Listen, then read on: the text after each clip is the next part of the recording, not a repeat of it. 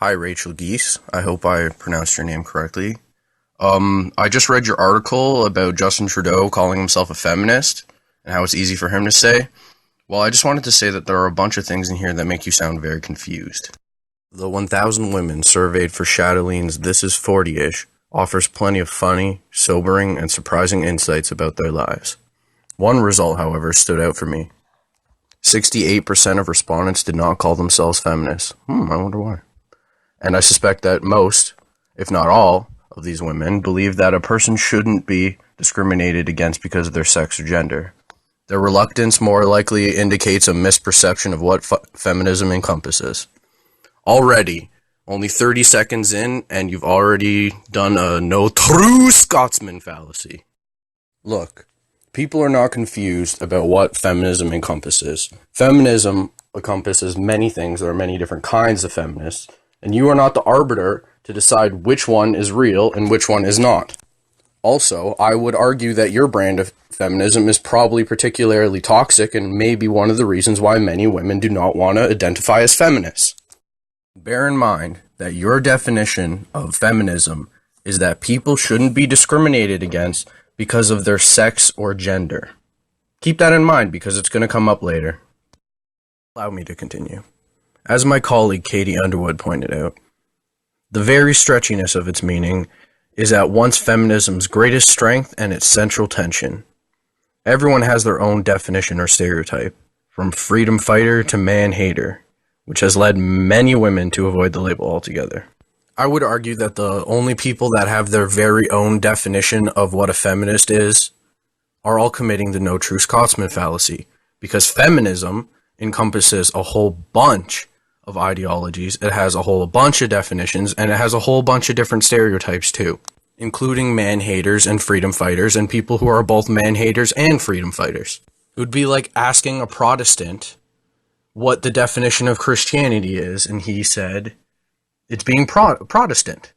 Well, a Catholic would disagree, and the truth is, both a Catholic and a Protestant are Christians. There's no one true Christianity. Someone who isn't afraid of that label? Prime Minister Justin Trudeau. He's dropped the F-bomb in numerous interviews on social media, in English and French. Je suis féministe et je ne sais pas.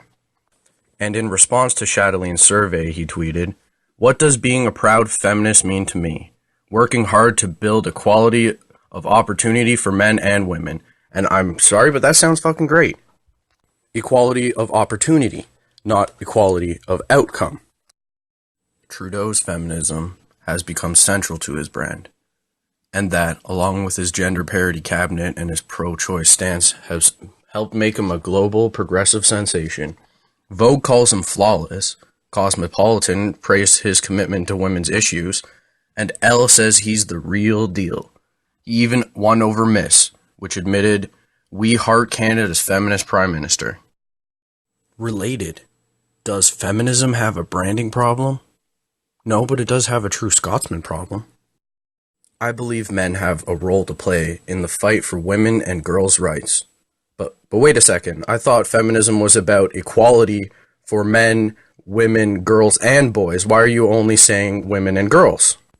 And ultimately, I'm happy when anyone pledges to the cause of social justice. You know, you say that, and I believe that you're sincere, but I don't actually believe that is true, because you seem to completely lack any form of self-awareness, and I'm going to show you why.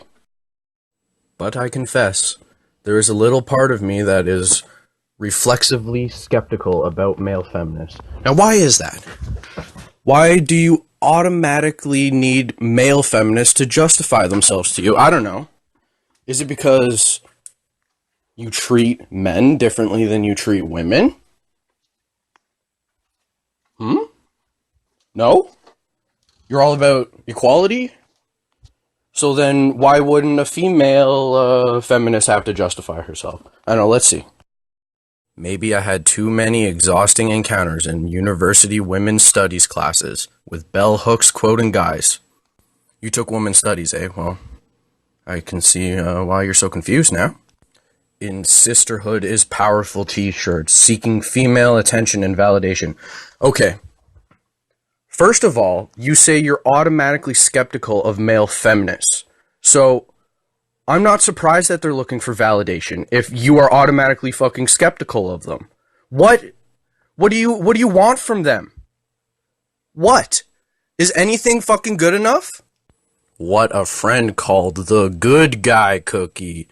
Actually, I've met people like that who like to pretend to be good guys and they go around saying how they're all good guys and they're actually huge assholes.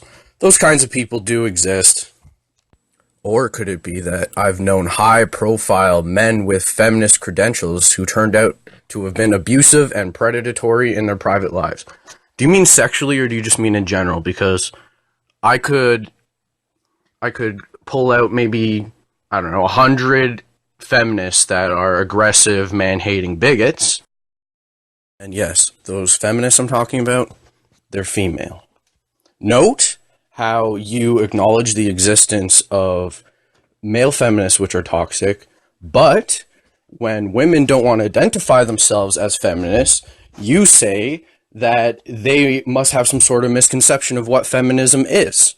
So what, can only male feminists be toxic now? Now here's the golden line that proves to us that by your very own definition that you are not a feminist. Or possibly, it's that men calling themselves feminists can feel like a form of verbal manspreading. Boo! Taking up too much space in the public conversation about women. Wait, I thought this was about equality. So is feminism about equality or is it about women? Because, there are some male feminists that want men's issues to be fucking addressed. And you guys keep on stealing the platform and making it about women over and over and over and over again. Well, you know what? There are some ways which men are systematically fucked over by our government. And I'm talking about Canada too. For example, we don't subsidize for men's health shelters. Another example, we don't vaccinate our children for HPV. Our boys, because we vaccinate the girls. Another thing is boys are failing in grade school. Boys are failing in high school. Boys make up the minority of college and university students, and they make the minority of degrees.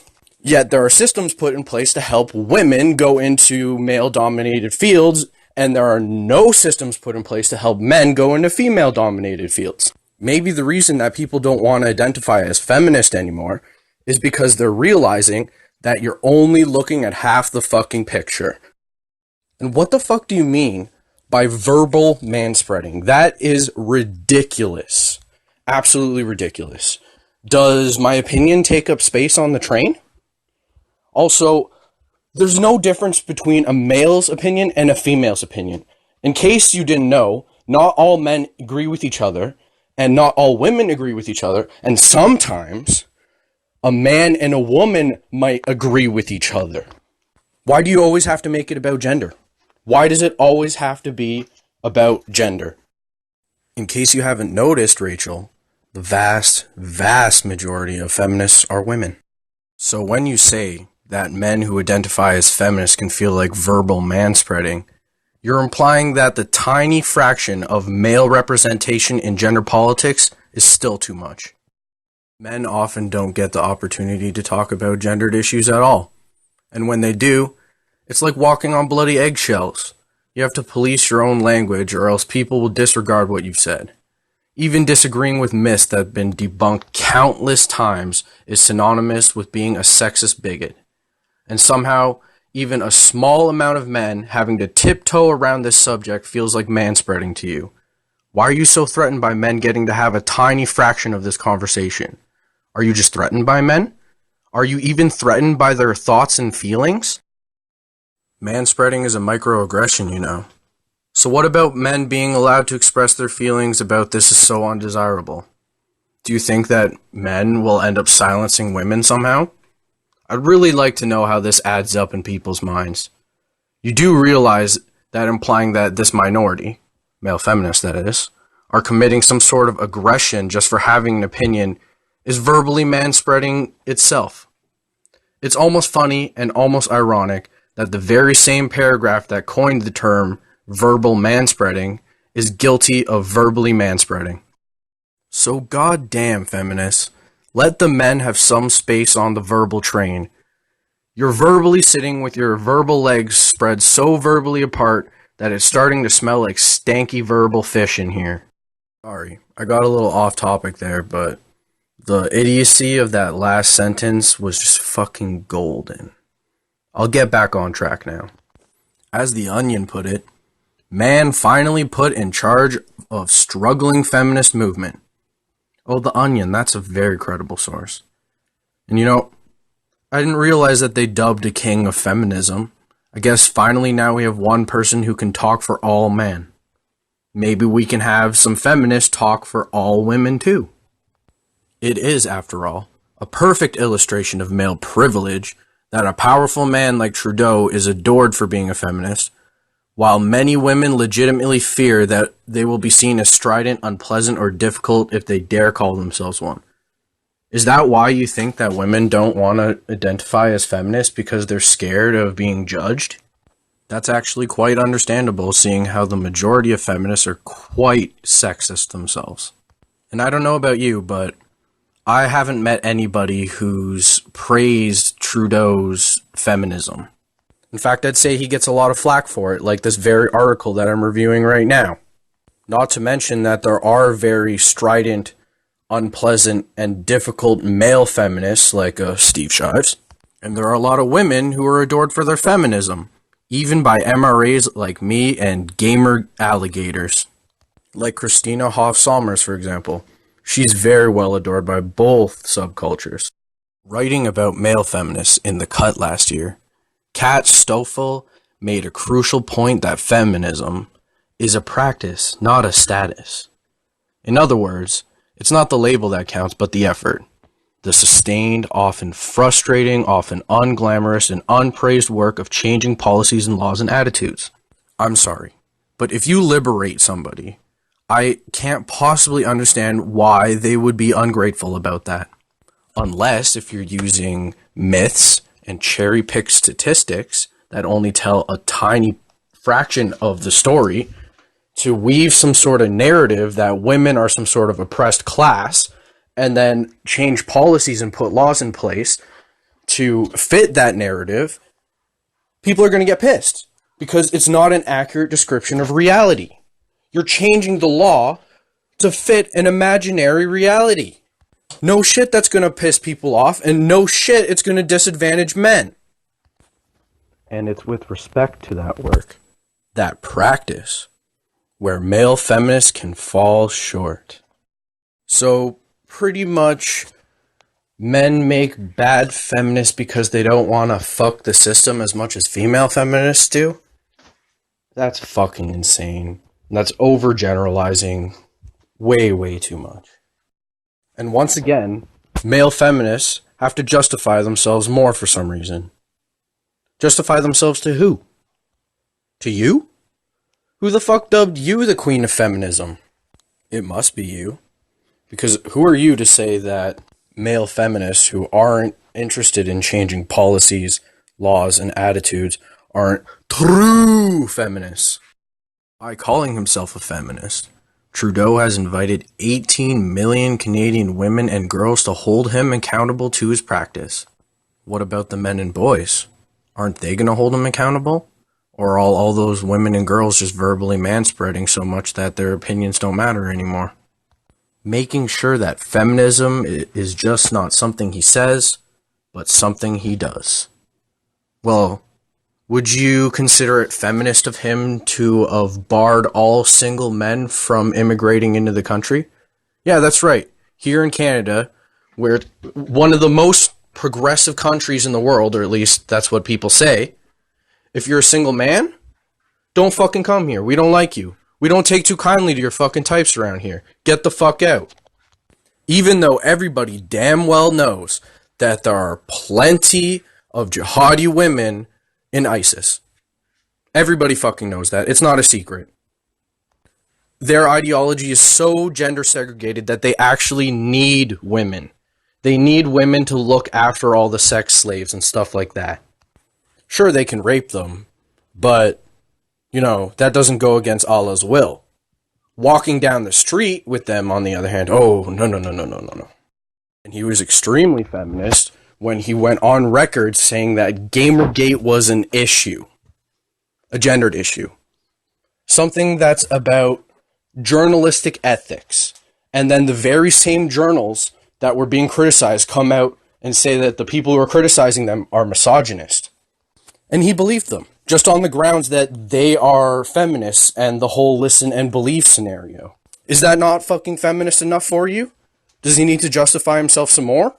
The process has already begun. In light of the revelation that Trudeau pays his nannies out of his official household budget, it's about $15 an hour, so let's not go crazy and over-exaggerate and call it a revelation. The Globe and Mail's Marsha Letterman called on him to provide better childcare for all Canadian families. Finally. In response to the Prime Minister's feminism tweet to Chatelaine, one woman shot back, "Does this mean women will get paid dollar for a dollar? The glass ceiling was put there by men. Hashtag annoyed." You know what? I'm really not surprised that you would put this in the article. It seems I can't go a single feminist article without them trudging out the gender wage gap myth. In all fairness, it's not a myth, but the gender wage gap does not encompass things like hours worked, which job worked, overtime hours, experience, job tenure, the fact that men are more likely to do dangerous jobs or jobs in shitty environments like up in the fucking Arctic drilling oil, which pay more to compensate. You guys have gone on and on about the gender wage gap myth so much. Can you please stop beating that fucking dead horse? You guys have beaten that horse so hard for so long, it is fucking hamburger meat. That horse is done. So stop it. If you want to talk about a gendered gap, why don't you talk about the sentencing gap, which actually does account for things like criminal history. Mind you, I haven't heard of any examples in Canada, but in the United States, I hear stories over and over again of female pedophiles getting slapped on the fucking wrist for molesting children. Is that female privilege or what? Here's an example for you. And another example. And of course, one of the most famous examples, she's pretty much like the OJ of female pedophiles. Talking about the glass ceiling is really bullshit too, because it completely ignores the glass cellar, where men make up the majority of the homeless, the majority of the drug addicted, the majority of the depressed, the majority of people who commit suicide, the majority of people who have their children unfairly taken away from them. And of course, as we already mentioned, the majority of dropouts. Hashtag male privilege. I guess the fucking patriarchy is just trying to keep women down into the middle class. We don't want you to be poor. We don't want you to be rich. We're going to oppress you by keeping you completely comfortable. Alright, let me finish up this article. And while the government's plans for national inquiry into missing and murdered Indigenous women has been largely commended, not by MRAs, it was also met with caution. Okay. Manitoba Elder Chickadee Richard told the CBC, "I'm hoping that the outcome of the inquiry will be greater than the announcement." Well, it just sounds like he's a little skeptical because he's probably met one too many hillbilly racists. It's still the early days for Trudeau. Things will get tough. The magazines will stop swooning, and he's not going to please every woman, keyword on every woman, with his ideas and actions. But to that, I'd tell the Prime Minister, welcome to the feminist club. We all need to keep practicing. So I guess you actually do consider yourself a feminist, even though your ideology is not feminist by your very own definition. I'm just joking with that shit. You know it's just sophistry. Sounds good, though. You and I both know that myself, yourself, and everybody else would consider you a feminist. So by everyone's definition, you're a feminist. But let me tell you, by my definition, you're a really shitty feminist. You're doing a bad job. And not everyone needs to keep practicing. You need to stop practicing because what you're doing is bigotry. It is stupid, it is unempathetic, and it is the reason why women don't identify as feminists anymore.